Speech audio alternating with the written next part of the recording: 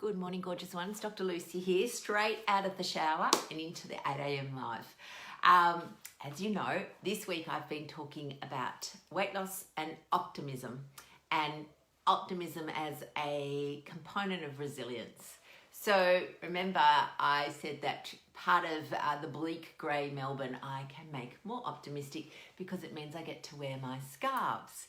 Now, I just want to tell you a little story about this scarf. This was made for me by a beautiful patient when I used to work a long time ago back in Defence. I worked for Defence for a long time. I wasn't in Defence, wasn't in the Navy, but I contracted for them. And this beautiful girl who I know sometimes watches these videos, but if you are, I am truly grateful for the love and effort that you popped into making this scarf for me, and I wear it. So here I am, wearing my winter scarf in winter, of course.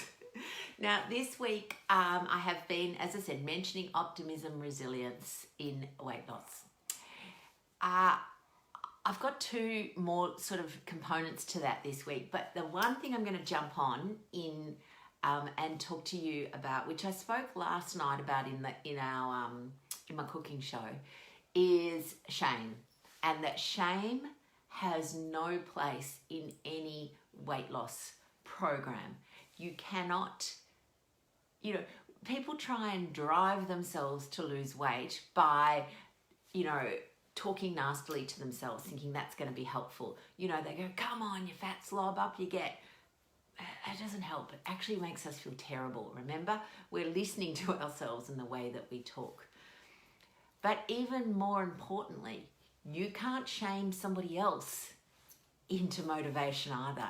And this is my big thing. There was an article produced in one of our doctor magazines that spoke about doctors shaming people into losing weight. Now, I would like to think, I think they're not trying to be mean.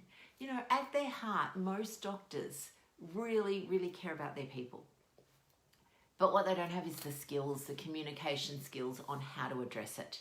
And so they just come out like at a bull at a gate and go, you know what, you're too fat, you need to lose weight. And you go, and you can imagine for people that it's just not on. We know that for people, everybody who is carrying too much weight, everyone whose body is storing excess fat, they know. As I said, it's not like a surprise. It's not like they go, really? I'd never seen myself. Of course they know. You do not need to point it out to them in a way that makes them feel small. So for us, it's all about this idea that yes, there is an issue, but again, it's a spectrum, because we have people who feel so terrible about themselves, and according to whoever decides this incredible rule, they might be storing maybe 5 kilos of excess body fat. And again, I would be thinking, well, who's decided how much is too much? But they feel so bad about themselves because of this. And it's really this out of proportion self-loathing. And in fact, even thinking about that word, there's no proportionate self-loathing. Self-loathing is a tool that is really unhelpful for anything in the world.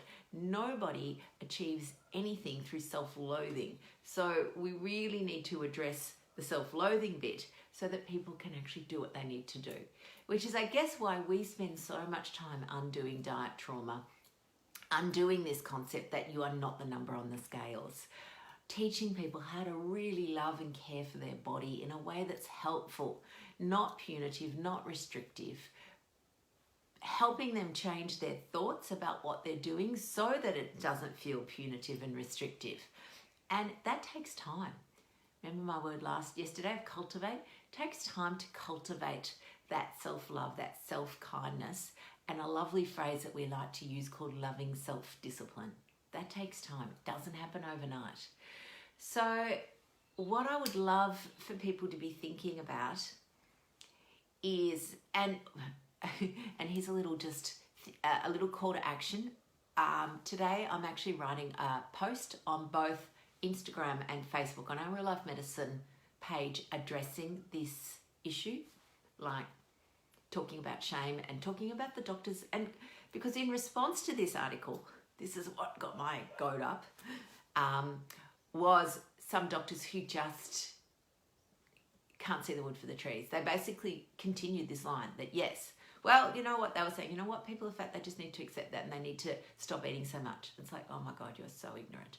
So anyway, I'm getting on my high horse. I'm writing an article because I also believe that just shouting and complaining and whinging about other people or whinging about a situation is unhelpful. There is no point just yelling that this situation's terrible. You've actually got to do something. So that's what I'm doing. I'm going to write an article. I'm going to talk to people about what do you do. I'm actually going to, on my list today is actually contact this particular medical journal and ask to write, I want to write an article. Dear doctor, how do you talk to your patient about their excess body fat storage or something along those lines? So anyway, what I really want to say to you, darlings, is you know our mantra. You absolutely know it. You cannot hate yourself thin and you cannot berate yourself well. So kindness today, kindness, kindness, kindness to yourself. And kindness is not saying, I'm having a bad day, I'm just going to sit on the couch and eat a bag of Maltesers. Because that used to be my idea of kindness to myself. It's not that kind, okay? It alleviates the suffering in that moment, but then I have to deal with it later on. Kindness, all about loving self-discipline. Have a wonderful day, darlings. Speaking, have a wonderful day, darlings. I'm off to dry my hair, and I will see you all later on. Bye, sweets.